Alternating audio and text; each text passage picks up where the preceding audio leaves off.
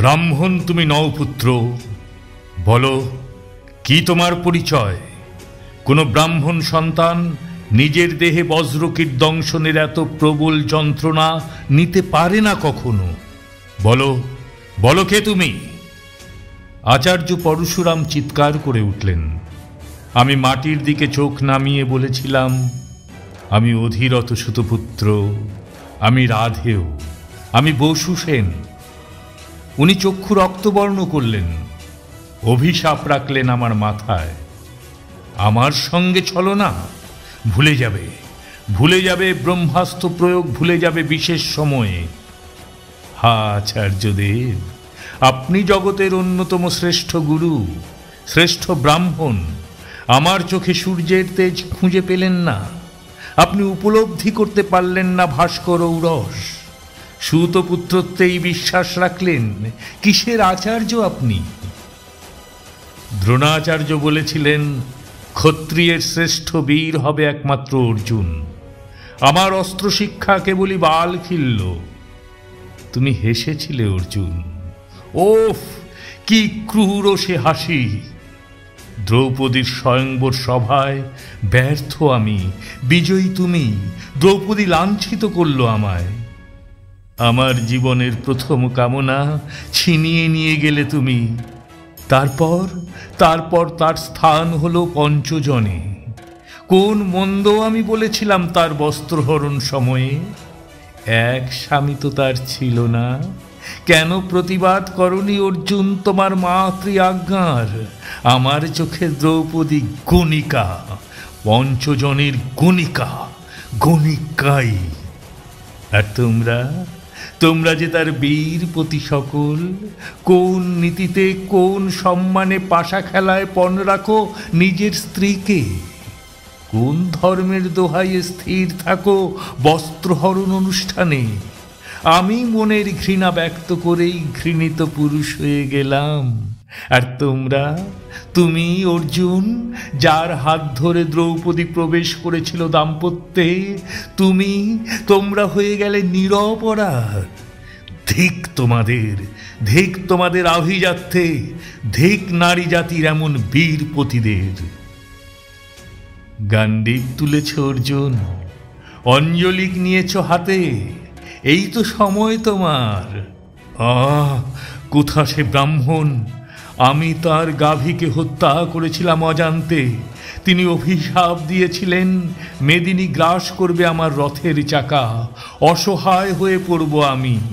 এসে দেখে যাও, এসে দেখে যাও, নয়ন সার্থক করো হে ব্রাহ্মণ। আমার রথের চাকা আমি তোলার চেষ্টা করছি এখনো প্রাণপণ। উঠছে না, উঠছে না, কিছুতেই উঠবে না আমি জানি।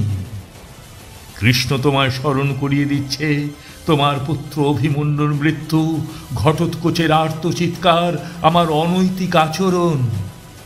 আচ্ছা, তুমি বলো তো, যেজন জন্মের পর শরীরে পেয়েছে সূর্যের তেজ, হৃদয়ে উদারতা, ধীর প্রতিজ্ঞ অন্তর আর সুতপুত্র হওয়ার লাঞ্ছনা,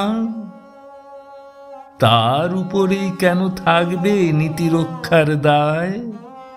কেন অর্জুন, কেন? তবু কৃষ্ণ তোমার রথের সারথি, তোমার চেতনায় আগুন জ্বালিয়ে দিচ্ছে। এভাবেই মনে আগুন জ্বালানো যায় আমি জানি। শুধু আপন কৃতকর্ম, আপন অপরাধ স্মরণ করা যায় না। অসহায় অবস্থায় হত্যা করা যায় বৈরীকে। বৈরী তো। অস্ত্র শিক্ষার শেষে গুরু দ্রোণাচার্য বললেন, অর্জুনের সঙ্গে দ্বন্দ্বে নামবে কে? আমি এগিয়ে যেতেই কৃপাচার্যের রক্ত চোখ। এত স্পর্ধা সুতপুত্র! ওহ, একবার যদি সে সন্ধিক্ষণ আসত অর্জুন!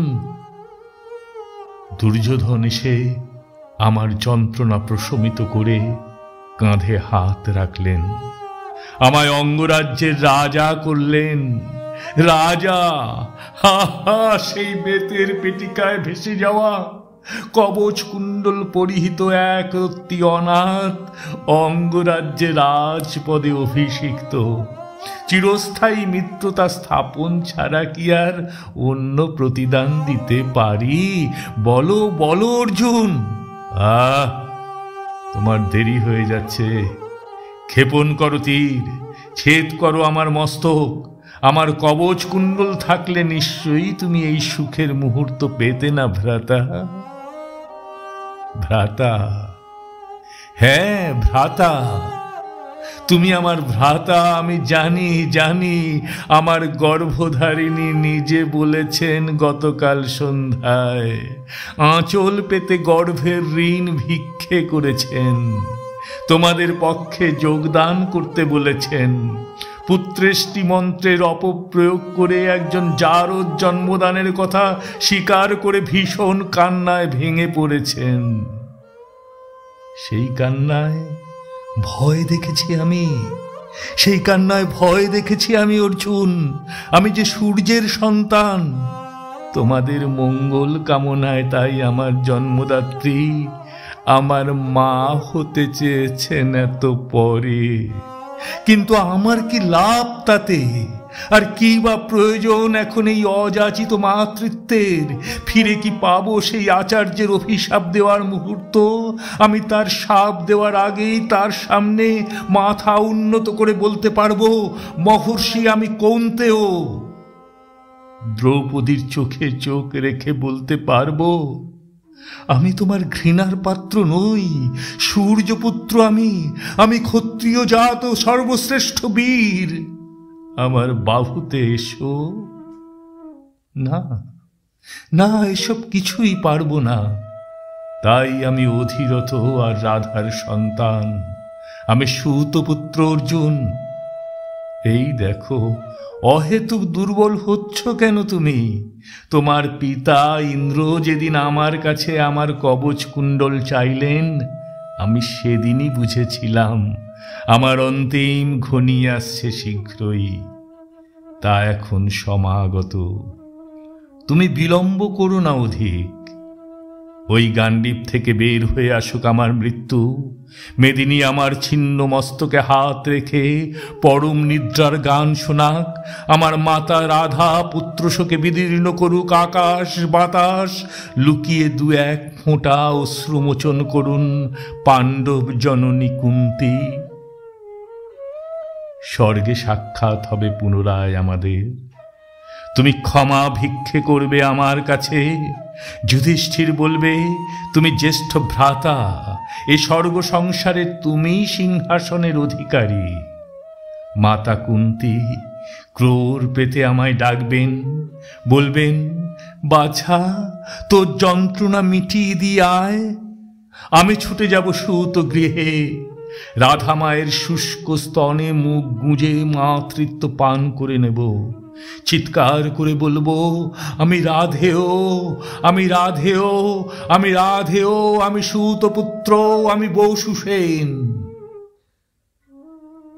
যদি এর পরেও মাতা কুন্তী জ্যেষ্ঠ পুত্রের হৃদয় ছুতে চান স্বর্গের সুত কুটিরে, আমি বলবো, মাগো আশীর্বাদ দাও মানবকুলে।